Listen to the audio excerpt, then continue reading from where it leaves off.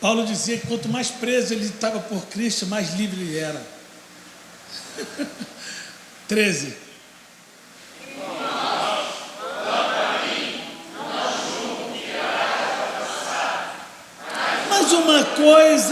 Mas uma coisa faço. Ele está falando dele. Mas uma coisa faço. E é que, esquecendo das coisas que atrás ficam e avançando para as que estão diante de mim. amém. Tome assento.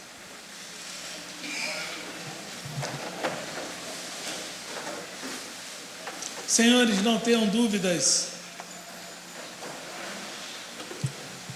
Senhores, não tenham dúvidas. Paulo está falando de si próprio.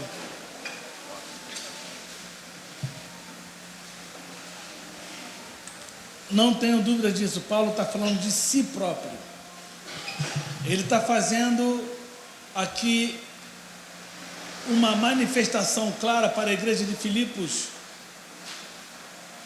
dizendo o seguinte: olha, no versículo 13, é porque não temos tempo de falar dos 2 versículos, porque eu tenho que terminar 8h30, teremos reunião agora de obreiros e liderança. Mas eu vou me ater aqui rapidamente num pensamento, só para a gente pensar sobre isso aqui, sobre uma verdade fática que precisamos ter coragem de realizar no nosso dia a dia. Paulo está dizendo: irmãos, quanto a mim, não julgo que haja alcançado, mas uma coisa eu faço. Está dizendo eu, mas uma coisa eu faço, e é que, esquecendo-me das coisas que atrás ficam e avançando para que estão adiante de mim. Por que Paulo está dizendo isso? Porque antes de ser Paulo, ele foi Saulo. Diga, antes de ser Paulo, ele foi Saulo. E como Saulo, ele que era praticante do judaísmo, ele entendia que o cristianismo era uma ameaça. Diga, ameaça. Ameaça. Uma grande ameaça para o judaísmo. Até então, o judaísmo reinava com mar tranquilo. Não havia nada que pudesse ameaçar essa religião. E Paulo era um dos maiorais dessa religião. E quando alguém naquela época, esse diácono por nome Estevão, diga Estevão. Não, só vi a voz do Guilherme. Vamos lá, Estevão, que a Bíblia diz que ele era poderoso, fervoroso. Saulo se sentiu de alguma forma ameaçado. Ele acreditava, pastora Maria, que esse negócio de cristianismo, esse Cristo que veio, morreu, ressuscitou, com 3 anos, revolucionou o mundo. Ele acreditava que seria um grande problema. E ele tinha armas suficientes. Ele acreditava que ele tinha armas suficientes para parar, reter, dinamizar, enfraquecer essa marcha do cristianismo. E acredite, ele fez de tudo, não só ele, mas aqueles que com ele estavam, para parar, frear, aniquilar o cristianismo. Acreditava ele que se pegasse alguém de renome, alguém que tivesse respeito entre os cidadãos, aquilo poderia temorizar, trazer temor, medo, desespero a todos aqueles que se atrevessem a levantar a bandeira do cristianismo. Mas Saulo não sabia. E ele vai dizer lá na frente, no capítulo 3 de 1 Coríntios, ninguém pode pôr outro fundamento além do que já foi posto. E esse se chama Jesus Cristo, o Salvador. Ele lá na frente vai reconhecer isso, mas até aqui ele não conhecia que Jesus Cristo em 3 anos ficou uma... Como é que é o nome daquilo que prende para levantar barracas assim? Jesus Cristo colocou uma estaca segura, e essa estaca justamente era o firmamento do cristianismo. E que, pasme, mais de 2000 anos depois, nós estamos falando desse mesmo cristianismo. E detalhe, com o mesmo entusiasmo, com alegria, sabendo que Deus vem fazendo dia após dia milagre, salvando, batizando, renovando, e assim, e esse firmamento foi feito lá atrás. E era justamente contra isso, Marlon, que o cidadão chamado Saulo, formado na Universidade de Gamaliel, poliglota, homem preparado, respeitadíssimo no Sinédrio, tanto que a Bíblia diz que Saulo consentiu na morte de Estevão. Ou seja, estava todo mundo já com a pedra, Evandro, para matar Estevão, mas ninguém ousou tacar a pedra sem que antes olhasse o consentimento de Saulo. Aí você vê o tamanho, né, Júlio? O tamanho desse homem que estava pronto a defender com unhas e dentes aquilo que ele acreditava. Ei, que exemplo maravilhoso! Como nós somos voláteis. Meu Deus. Como nós deixamos de demonstrar a convicção daquilo que acreditamos. Quando temos algum problema, qualquer coisa, já queremos largar o nosso trabalho, já queremos largar a nossa obra, já queremos largar a Jesus Cristo. Olha que volatilidade espiritual. Uma hora estamos super bem, outra hora estamos mais ou menos, e tem horas que a gente não quer saber mais de nada. Olha a diferença desse pessoal. Eles estavam tão arderosos em cima daquilo que acreditavam, que eles queriam, inclusive, travar o crescimento do cristianismo. Saulo, ele consente na morte de Estevão. Estevão é apedrejado. Ele acreditou que com aquela morte todos seriam afugentados, mas o efeito foi o contrário. A igreja continuou a crescer, a se avolumar, a ir para cima. E aí ele falou: não é possível, então matando um não resolve, então eu vou. Sabe o que eu vou fazer? Senhores, não converse. Não converse, senhores. Sabe o que eu vou fazer? Vou arrumar uma grande comitiva de homens assassinos que estão sob a minha jurisdição, e nós vamos para Damasco. Diga, Damasco. Por que Damasco? Damasco era o centro comercial. Damasco era onde as grandes navegações paravam para fazer negociações. Tudo que acontecia em Damasco reverberava para o mundo. Aí esse Saulo, ele está indo. E quando diz a Bíblia que ele está no meio do caminho, uma luz aparece. E olha que ele estava com muitas pessoas. A Bíblia não fala se ele estava com 10, com 20, com 30, com centenas. Mas não eram poucos, porque ele queria pegar todo mundo. Ele queria prender e matar os cristãos. Então não eram poucos.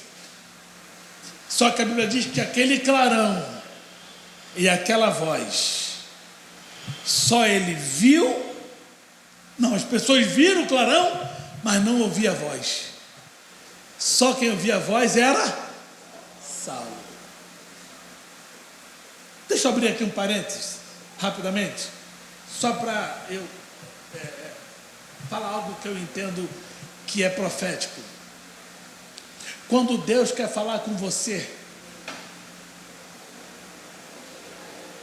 pode ter a tua esposa, tua noiva, sua namorada, seu amigo, seu irmão, pode estar quem quiser do seu lado. Só quem vai ouvir e entender o que Deus está falando é você. Me permitam aqui. Você consegue entender isso? Você consegue entender que quando Deus quer falar com você, é só com você? Você consegue entender isso? Se você não conseguir entender isso, alguma coisa está fora de ordem em você. Que é isso, pastor? A Bíblia diz que eu conheço as minhas ovelhas e por elas sou conhecido. Um filho tem que conhecer a voz do pai. Só que, diferentemente de Saulo, eu e você já estamos no cristianismo. Já estamos aqui glorificando, adorando, lendo a palavra, bendizendo o nome do Senhor. Ele não. Ele veio do judaísmo. Ele não conhecia nada. Tudo que ele conhecia era de ouvir falar. E o coração dele estava bloqueado. A mente estava bloqueada. O cerebelo estava bloqueado. Ele não queria saber, o seu estado emocional estava bloqueado. Ele não queria saber, em hipótese alguma, de cristianismo. Ele entendia que isso era uma praga. Só que ele está no meio do caminho. Aparece um clarão e aparece uma voz. A voz que aparece para Saulo era diferente de tudo aquilo que ele já tinha ouvido falar. Era diferente do que a voz de César, o imperador. A voz era diferente do chefe da sinagoga, do chefe do Areópago, do chefe de toda a estrutura de governo. Todos que falavam com Paulo, agora com Saulo, agora ele está tendo uma versão totalmente diferente de tudo que ele conhecia. E aí veio a pergunta: Saulo, Saulo, por que tu me persegues? A resposta de Saulo, Samir, foi tão poderosa que ele, sem conhecer,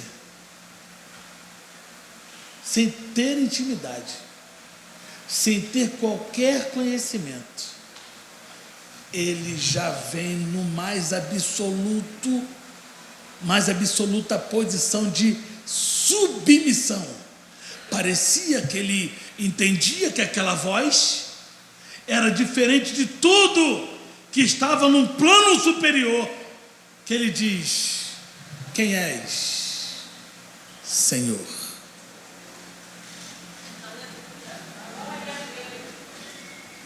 Ele já se posiciona: quem és, Senhor? E aí, essa voz diz: eu sou Jesus, a quem tu persegues. Saulo, de imediato, se coloca numa posição de submissão, desce ou cai do cavalo, sem visão. Alguns fenômenos acontecem de forma imediata, uma atrás da outra. E aí ele fala: o que eu tenho que fazer, Senhor?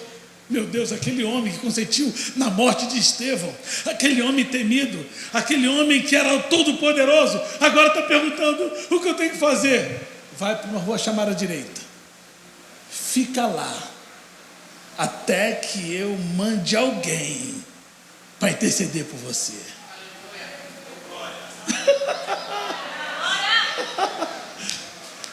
Segura essa aí. Quando Deus fala, a melhor coisa para nós é obedecer a sua voz. Possa ser até que você não entenda na hora, mas obedeça, porque a obediência é o canal mais próximo do milagre. Eu falei canal, né? Mas na verdade era caminho. A obediência é o caminho mais próximo para a concessão do milagre. Ele não perdeu tempo. Para onde ele foi? Para a rua chamada direita. Como é que ele chegou lá? Não sei. Ele que mandava, me leva para a rua chamada direita. Mas chefe, a gente tem que ir para Damasco. Ia. Abre o olho, não estou conseguindo. Me leva para a rua chamada direita. Estou abrindo um diálogo, porque esse diálogo deve ter acontecido. Ou não. Se você for pelo caminho natural das coisas, é claro que os seus servos que estavam prontos para o combate, para a matança, perguntaram a ele: e aí, a gente não vai para lá? Não, a gente não vai fazer? Acabou? E o plano? Não vamos pegar. Não, volta. Tem uma voz. Que voz é essa? Não sei. Que voz é essa? Eu não sei. Eu só sei que essa voz é poderosa, que eu não conheço. Eu não sei quem é essa voz. Oh, que maravilha! Essa voz, ela é inconfundível. Quando Deus fala, eu fico tranquilo. Ainda que eu esteja na tormenta, Deus falou. O problema é quando ele se cala. O problema é quando ele não quer falar com a gente. O problema é quando ele fica de mal com a gente. Esse é o problema. Mas quando ele fala, se ele falar admoestando, se ele falar exortando, se ele falar consolando, não interessa. O importante é que nós queremos ouvir a sua voz. Foi para a rua chamada direita, chegou lá na rua chamada direita, ficou lá. Aí Deus pega qualquer um do banco. Deus não pegou nenhum. Pegou qualquer um lá de trás. Ananias, sim. É como se fosse a Ananias de hoje. Um simples, tranquilo. Vem cá, Ananias. Você vai à rua chamada direita e vai orar pelo meu servo. Olha isso. Olha a colocação de Deus. Pela submissão de Saulo, agora Deus faz um testemunho dele. Meu servo. Meu servo. Meu servo. Meu Deus. Você imaginou Deus falar assim de você, Marlon? Marlon é meu servo. Meu servo, Eliseu. Meu servo, Itamar. Meu servo. Vai lá agora e ore pelo meu servo. Sabe? Ora por ele. Esse é assassino de crente. E aquele outro. Eu não vou. Ananias, aproveita a oportunidade. É a tua grande oportunidade para aparecer na história. Vai. Não se mete onde você não foi chamado. Vai, corre. E ele vai, ora. Quando ele ora, as escamas caem, os olhos se abrem, ele é cheio do Espírito Santo. E aí veio uma voz para ele: Saulo, agora tu verás como é duro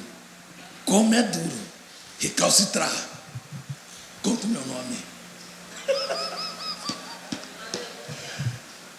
A história você já conhece. Eu não posso contar mais a história porque senão eu vou passar o tempo. A história você já conhece. Ele de Saulo se torna um Paulo. E aí, quando ele se torna Paulo, que ele fica na frente de Festo, seus auxiliares dizem: peraí, você quer dizer o quê? 17 de Atos. Você quer dizer o quê? Que você agora é crentinho? Tu acha que eu não sei a tua história?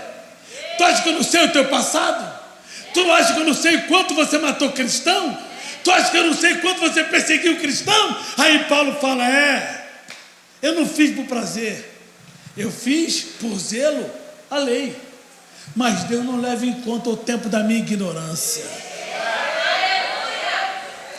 O que ele está dizendo? Não adianta você me acusar o meu passado, que para Deus o que vale é o meu presente, projetando o meu futuro.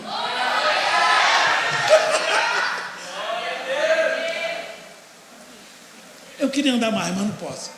O que eu queria contar aqui nessa história rápida que eu estou dizendo para vocês é o seguinte: uma das coisas mais difíceis para o ser humano esquecer é o seu passado. Tem muita gente presa ao passado. Está preso ao passado, esquece o futuro.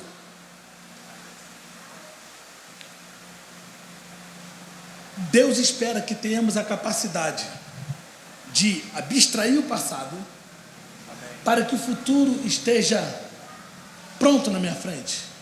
Veja o que Paulo está dizendo: esquecendo-me das coisas que para trás ficam e avançando para que estão diante de mim, prossigo para o alvo. Eu só consigo avançar se eu esquecer. Não entenderam? Quem é que reside no teu passado? Satanás. Quem reside no teu passado é Satanás. A Bíblia diz que Deus lança no mar do esquecimento. Ora, como ele, sendo onisciente, se atreve a dizer que lança no mar do esquecimento? Isso é uma figura de linguagem para que eu e você entenda que Deus não quer que você vasculhe o teu passado nem de ninguém. Deus não quer que você perca tempo olhando o que você foi lá atrás. Não, quando eu era do mundo, eu era assim. Quando eu era do mundo, eu era sábio. Ei. Esse discurso para Deus não presta para nada. Para Deus é você ignorar o passado, esquecer o passado, projetar o futuro e acreditar que Deus vai te dar tudo aquilo que você almeja, desde que você tenha coragem.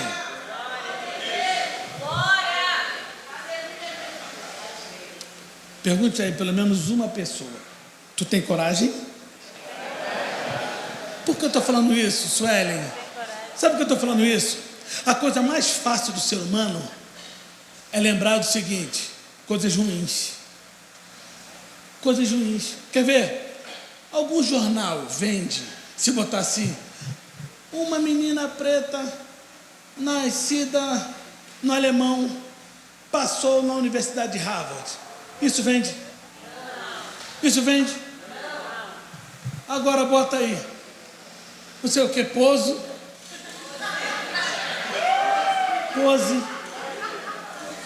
que fica cantando. Isso vende?